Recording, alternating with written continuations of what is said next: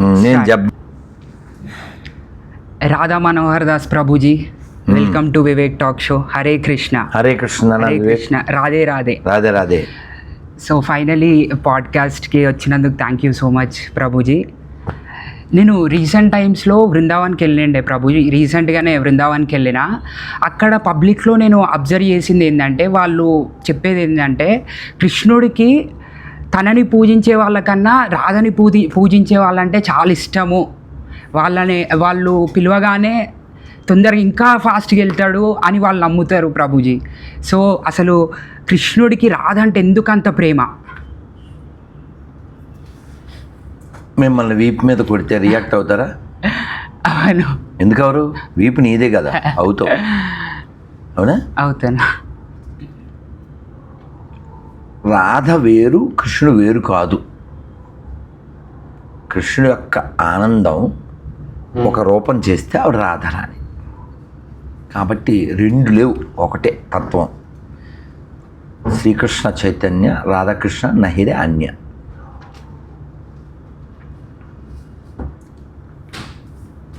కృష్ణతత్వం రాధాతత్వం వేరు వేరు కాదు, ఒకటే తత్వం. జీవుల యొక్క ఆనందం, మనందరికీ ఆనందం ఉంటుంది, చాలా స్వల్పంగా ఉంటుంది. భగవంతుడు ఆనందమూర్తి కదా. ఆనందాన్ని ఒక రూపం చేస్తే శ్రీమతి రాధరాని. మనం భౌతికంగా చూసేటువంటి దృష్టికోణంతో చూస్తే అర్థం కాదు. అదంతా ఆ బృందావనంలో వాళ్ళకు ఉండేటువంటి దృష్టితో మనం చూడాలి. అందుకే మీరు చూడండి, ఇస్కాన్లో కొన్ని టీషర్ట్లు అమ్ముతారు.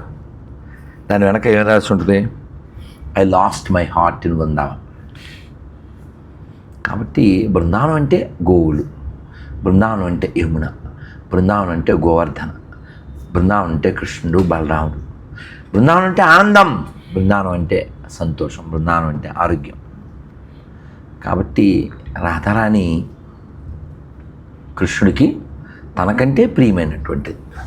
దాన్ని మనం ఎక్కడ వ్యక్తం చేయగలము అంటే, రాధకుండ శ్యామకుండ గిరి గోవర్ధన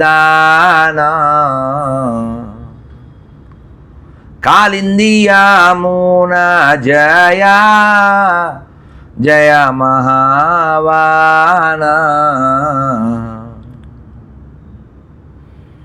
జయో రాధే జయ కృష్ణ జయ బృందావన శ్రీ గోవింద గోపీనాథ మదన మోహన.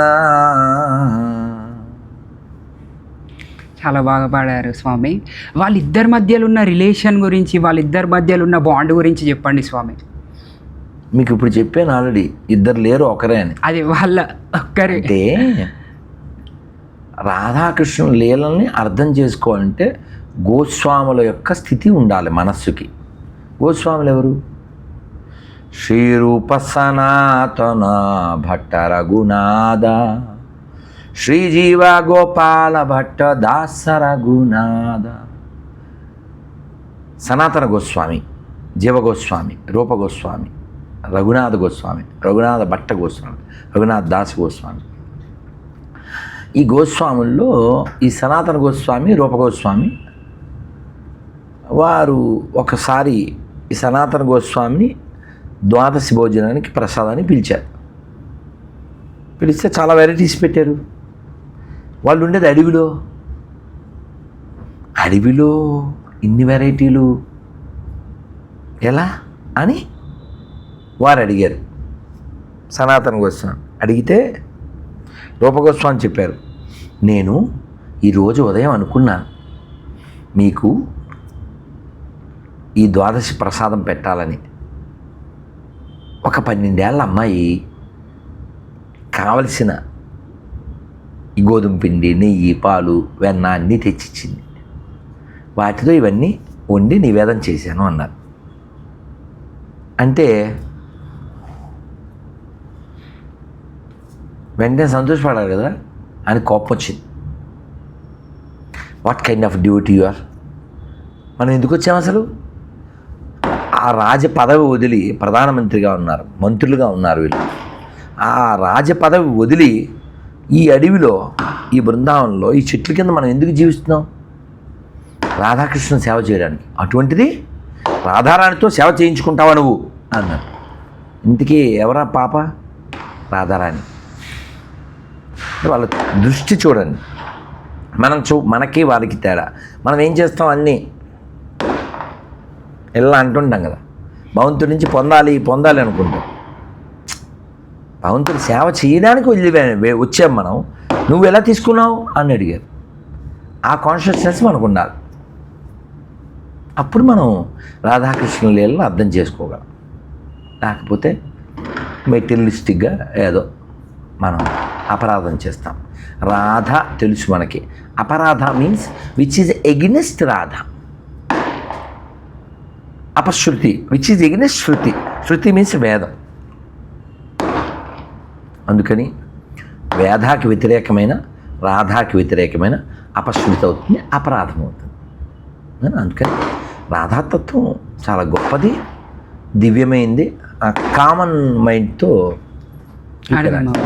నువ్వు ఏ నియమాలు పాటించకుండా, ఏ జపం చేయకుండా అర్థం చేసుకోలేవు. You can comment, you become no gain. Yes Guruji, ఇప్పుడు మీరు రాముడి అవతారంలో అండ్ కృష్ణుడి అవతారంలో మేజర్గా మీరు అబ్జర్వ్ చేసిన డిఫరెన్సెస్ ఏంటి? పెద్దలు చెప్పింది, శాస్త్రం చెప్పింది, మనం చదివింది, విన్నది ఏమిటి అంటే, రాముడు ఎక్కడ క్లెయిమ్ చేయలేదు ఐఎమ్ లార్డ్ అని. I'm son of Dasharatha, I'm son of Kausalya, I'm brother of Lakshmana, husband of Sita, ఇలాగే క్లెయిమ్ చేశాడు. కృష్ణుడు అలా కాదు. మత్త పరతరం నాణ్యత్ కించిదస్తి ధనంజయ మయి సర్వమిదం ప్రోతం సూత్రే మణిగణాయిమ.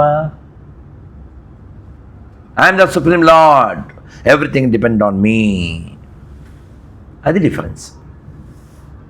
ఆయన సుప్రీం లార్డ్ అయినప్పటికీ ఆయన రివీల్ చేయలేదు. ఈయన రావడానికి ముందే రివీల్ చేసి మరీ వచ్చారు. అది కృష్ణుడికి రాముడికి తేడా. ఇంకేమైనా డిఫరెన్సెస్ మీరు అబ్జర్వ్ చేశారా? ఇంకా అంటే రామచంద్రమూర్తి ఏకపత్నివతుడు, కృష్ణుడు బహు. కృష్ణతత్వం గురించి ఎక్స్ప్లెయిన్ చేయండి స్వామి. కృష్ణతత్వం ఒకలా సులభమైనది. మనం అర్థం చేసుకోవడం మనం చూసే దృష్టిని బట్టి ఉంటుంది. కృష్ణుడు సుప్రీం లార్డ్ అనడానికి పుట్టక ముందే ఆయన యొక్క సుప్రమసీ చూపించారు. వాళ్ళ అమ్మ నాన్నతో మాట్లాడి I'm going to be your son అని చెప్పి వచ్చాడు. మనం ఎవరైనా చెప్పలేగా మన పేరెంట్స్కి అని చెప్పి వచ్చారు. అదొకటి. 1 month బేబీగా ఉన్నప్పుడే పోతన సంహారం, తర్వాత వృత్తాసురుడు, శకటాసురుడు, ధేనుకాసురుడు, అఘాసురుడు, తర్వాత కంసుడు, కోలైపేడం, చాణూరు ముష్టికులు, వసుదేవసుతం దేవం కంసచానూరమర్దనం దేవకీ పరమానందం కృష్ణం వందే జగద్గురుం. కాబట్టి కృష్ణతత్వం అనంతం. ఎన్నో లీలలు. ఒక ఉదాహరణ చెప్తాను, ఒక దృష్టాంతం. ఒక ఆయన, ఇది జరిగింది, అది తెలుగు నేల మీద కృష్ణా తీరంలో.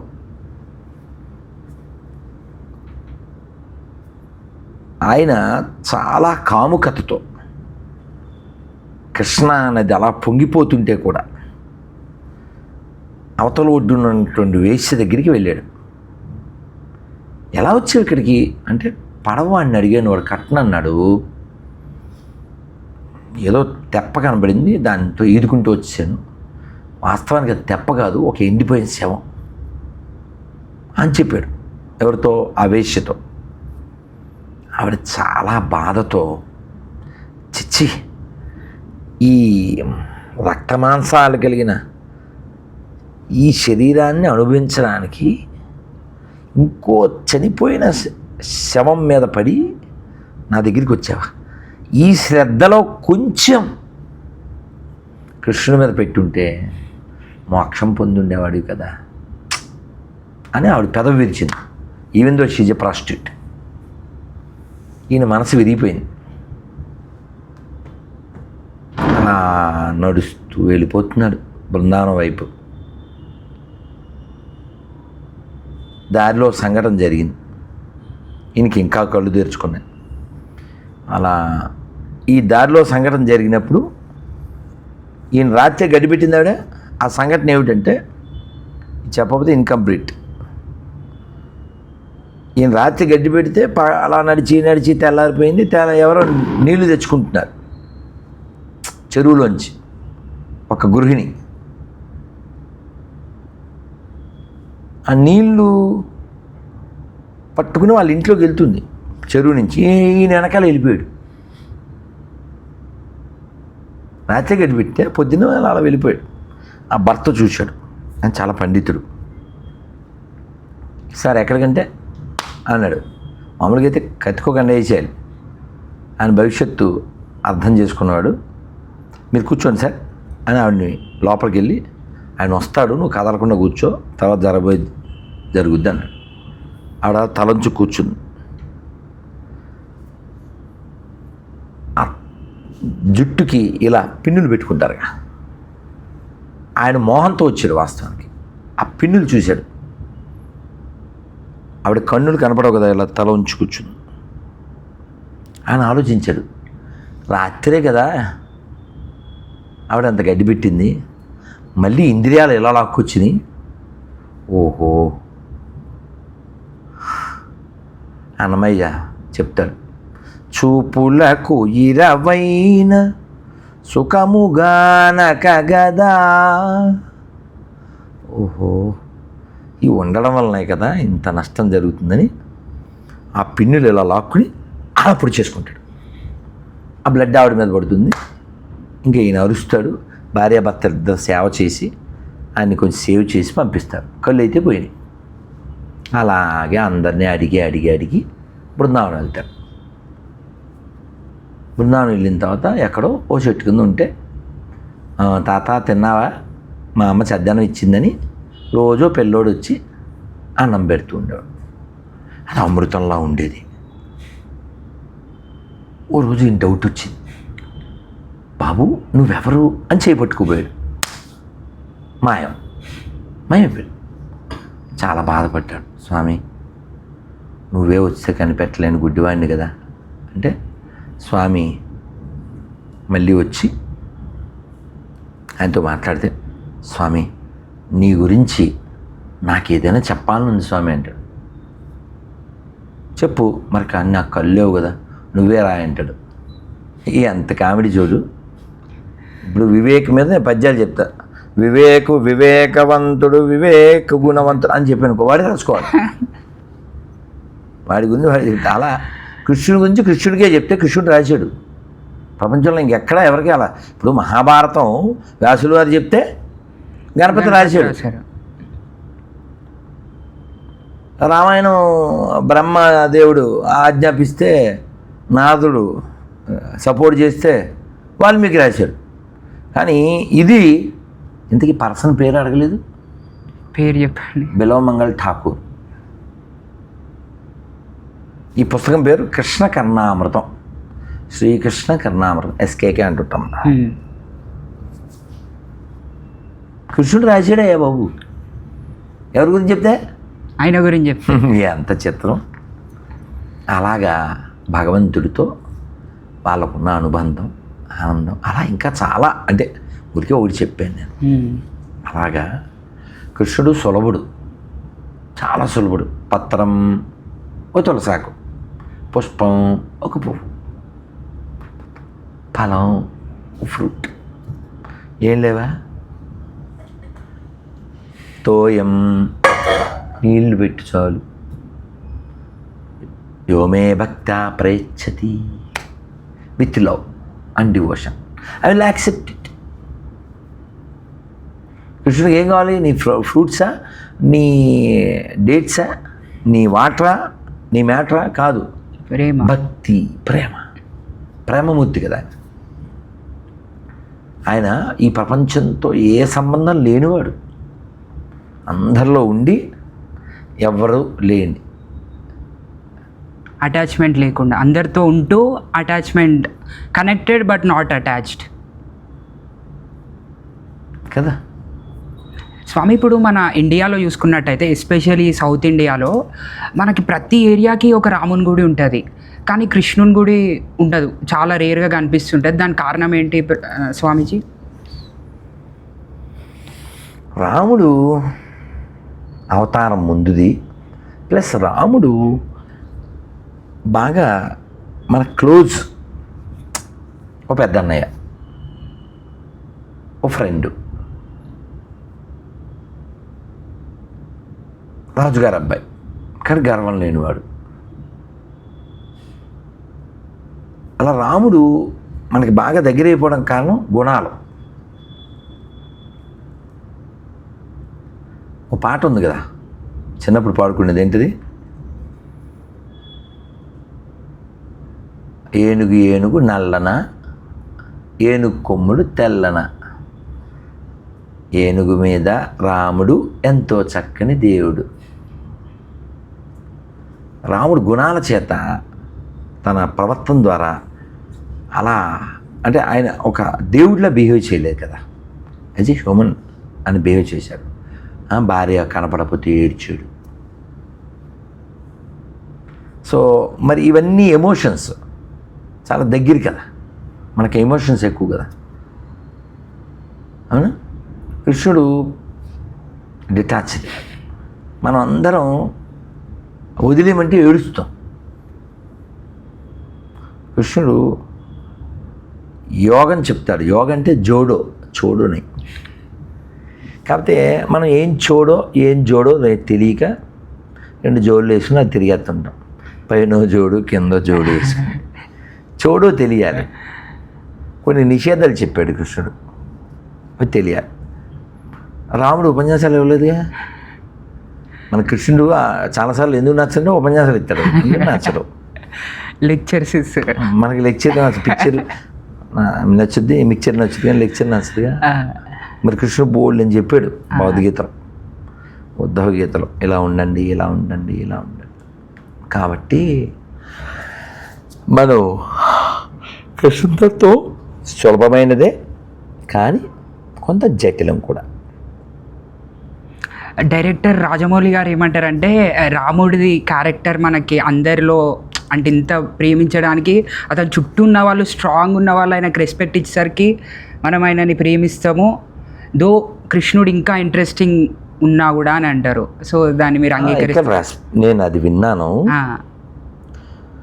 ఇక్కడ రెస్పెక్ట్ సంబంధం కాదు. కృష్ణుడు చాలా జనరల్ పర్సన్గా కలిసిపోయాడు. రాముడు కొంచెం రిజర్వ్డ్ కదా, అవునా? మనం ఎప్పుడన్నా పోలిస్తే ఏమంటాం, రాముడు మంచివాళ్ళు, అవునా? అవును. రాముడు చాలా ఒబిడియంట్, అస్సలు గర్వం లేదు, కొంచెం రిజర్వ్డ్ కూడా. ఫ్రూట్స్ అవి తెచ్చిచ్చాడు. ఎవరు? కూగుడు. అక్కడ పెట్టు, నేను మొదటి రోజు కదా ఉపవాసం ఉంటాను గంగ పక్కన అని తినలే, అవతల పక్కకి వెళ్ళాడు. అలా కొంచెం రిజర్వ్డ్. మన కృష్ణుని అలా కాదుగా, తెచ్చినట్టునో మూట నా కోసం మా చెల్ల ఇచ్చినట్టుందే అని ఆ నడుము కట్టింది అటుకులు తీసుకుని తింటాడు. మీరు గమనించండి, కృష్ణుడు అడిగి మరీ తీసుకుంటాడు. ఏదైనా పెడితేనే తర్వాత ముందు అటెంప్ట్ ఉండాలి, తర్వాత అప్లై ఉంటేనే సప్లై, అదే రిప్లై. సో కాబట్టి ద్రౌపదిని కూడా, అమ్మ మంచి ఆకలి నేను పెట్టంటాడు. అసలు నేను పిలిచిందే అందుకు, అక్కడ 60,000 మంది వచ్చారు, నువ్వు ఆకలి అంటావు ఏంటంటే, ఏదో పెట్టమ్మా, ఇన్ని ఇప్పుడే గడిగేసి అంటారు, అయినా పర్లేదు అంటాడు. కానీ ఏదో ఒక ఆకు ఆయన సృష్టించాడు కదా.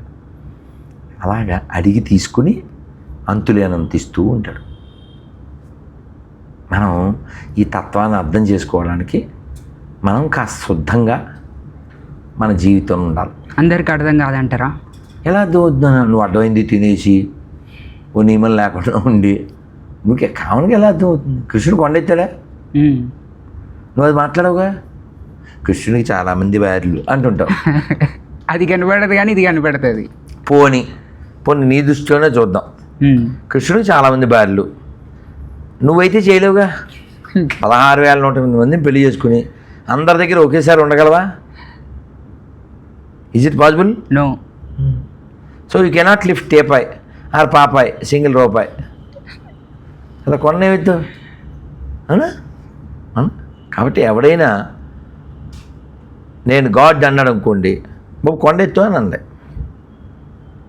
అర్థమైందా? సో గాడ్ అని ఎవడు పడితే వాడు చెప్తే తిరగేసేయండి అంతే. ఓకే ప్రభుజీ.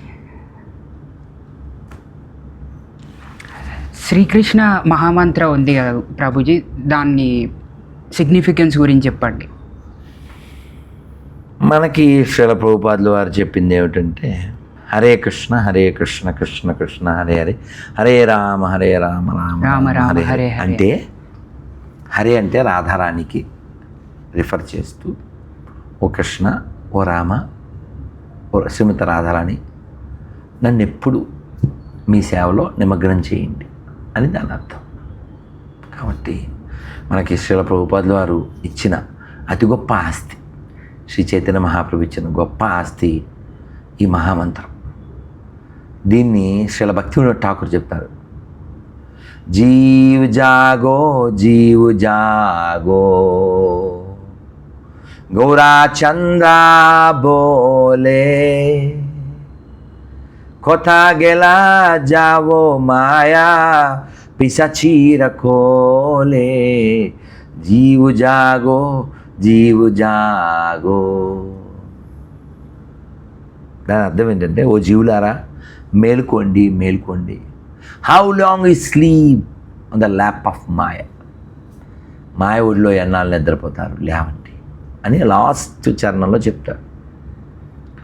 భక్తి వినోద్ ఠాకూర్ నీ చరణాలపై పడి అర్థించారు, అర్థిస్తే ఈ మహామంత్రాన్ని ఇచ్చారు. కాబట్టి ఈ మహామంత్ర జపం మనల్ని ఉద్ధరిస్తుంది, రక్షిస్తుంది. బట్ అది అవైలబుల్ కూడా, మనం అవైల్ చేసుకోవాలి.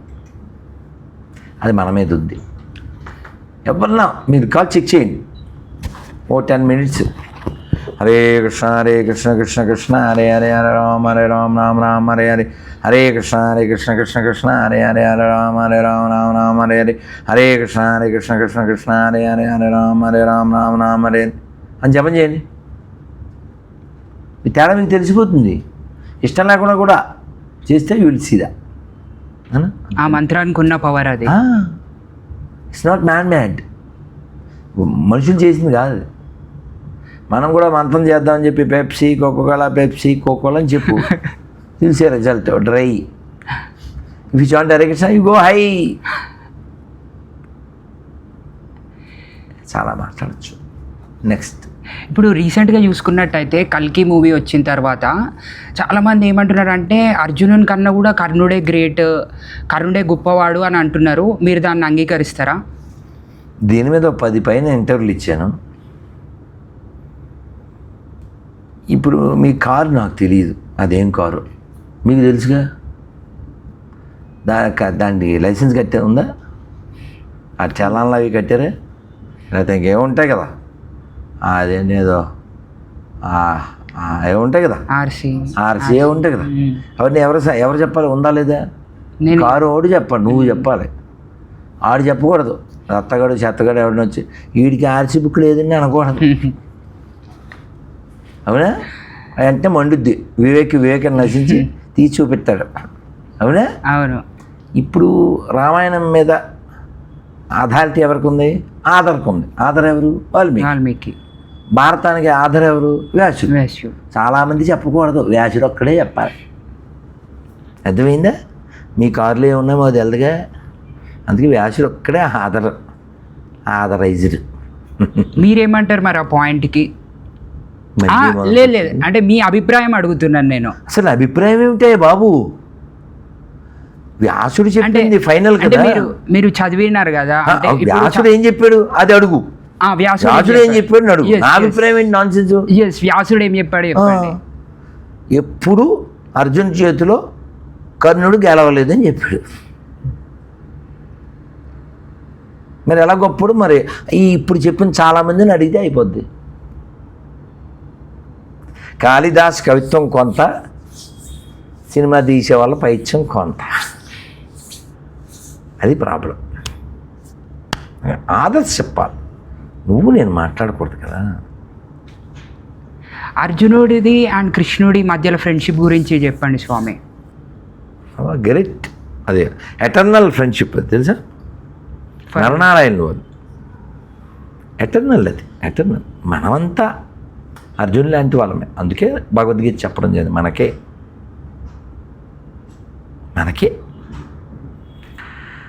అర్జునుడు కృష్ణుడు భావభావమధులుగా కాకుండా స్నేహితులుగానే ఎక్కువ వాళ్ళ భావన ఉండేది. అందుకే అలా కృష్ణుడు చెప్తారు భగవద్గీతలో, నేను నీకెందుకు చెప్తున్నాను తెలుసా, మయా సఖా అంటాడు. Because you are my friend అంటాడు. వాళ్ళు మా బామర్ది అని చెప్పచ్చుగా, అది చెప్పలేదు. ఆ ఫ్రెండ్షిప్ ఎక్కువ ఉంది. అలాగే అనసూయవే you are not envious of me, అందుకే నీకు చెప్పాను అంటాడు. అంటే ఈ సిమిలారిటీ ఒకటి రామాయణంలో వస్తుంది. ఈ లవకుశులు వస్తారు అయోధ్యకు వచ్చి, రాములు వారికి ఆయన పిల్లలని ఆయన తెలియదు, వీళ్ళకేమో వాళ్ళ ఆనందం తెలియదు. వీళ్ళు అలా పాడుతూ వస్తారు, పిలుస్తారు, లోపలికి వస్తారు. రామాయణం అంతా వచ్చండి మా గురువుగారు వాల్మీకి మాస్టర్ చెప్పారు అంటారు. రాముల వారికి వాళ్ళ పిల్లలని తెలియదు, సీతాదేవిని ఎవరెత్తుకెళ్ళారో తెలియదు అంటే రాముడు ఎవరు అక్కడ? దేవుడు కాదు. రాముడు ఎవరక్కడ? వాళ్ళ తండ్రి. రాముడు హ్యూమన్ కదా. ఈ came as a human. Is not appear as a God కదా. ఆ ఉద్దేశం, పర్పస్ ఏమిటి? మీ రాముడికి తెలియదు అని ఏదో గొర్రెబుర్రలు పెట్టుకుంటే అలాగే అక్కడ తెలియకుండా ఉండవా పర్పస్ అది. సో ఈ పిల్లల్ని ఆ లోపలికి వస్తారు పిలిస్తే, రామాయణం వచ్చు అంటారు. చెబుతాము వినండి, కానీ అనసూయవే అంటారు వాళ్ళు కూడా. అంటే వినేటప్పుడు అసూయ లేకుండా వినండి అంటారు. అదొకటే రిక్వెస్ట్ అంటారు పిల్లలు, అవకాశం. ఎందుకు ఉండకూడదు? ఎవరిదన్నా గొప్పతనం చెబితే దిక్కుమాల మనసు యాక్సెప్ట్ చేయదు. సో రామచంద్రమూర్తిని మీరు ఆయన గుణాలను మేము వర్ణించినప్పుడు మీరు లోపల ఎన్వియస్గా ఉండద్దు అని వాళ్ళు రిక్వెస్ట్ చేసి అప్పుడు భజన రాముడిని కీర్తిస్తారు. సిమిలర్ ఇక్కడ కూడా కృష్ణుని చూసి ఆనందపడతాడు తప్ప ఇక్కడ అసూయపడ్డు అర్జునుడు. కానీ మరి దుర్యోధనాదులు అసూయపడేవాడు. కాబట్టి అసూయ ఉన్నవాడు భగవంతుని పొందలేడు. ఇప్పుడు అర్జునుడు యుద్ధంలో గెలవడానికి హనుమంతుని పాత్ర కూడా ఉంది అంటారు కదా స్వామి. మాటిచ్చాడు. జెండాపై కపిరాజు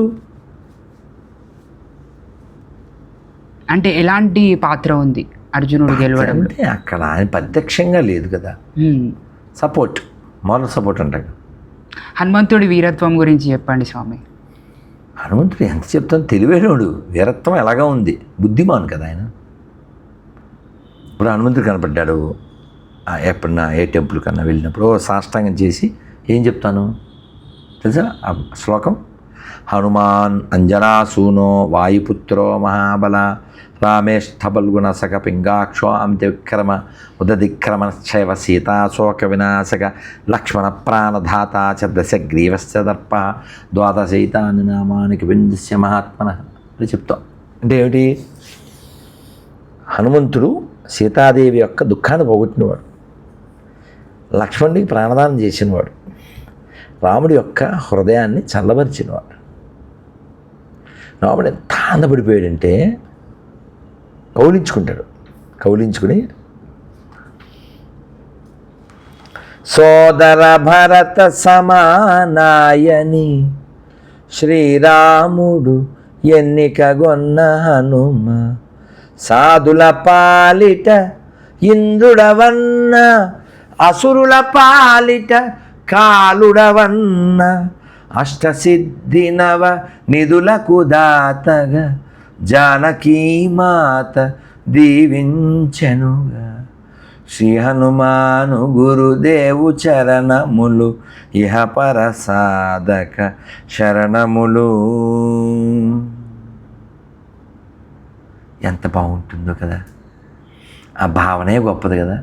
అందుకే చెప్తారు, సుందరో సుందరో రామ, సుందరో సుందరే సీత, సుందరో సుందరో కపి, సుందరే సుందరే కావ్య, సుందరే సుందరే వనః, సుందరే సుందరే కపి, సుందరే సుందరే కవి, కింన సుందరం.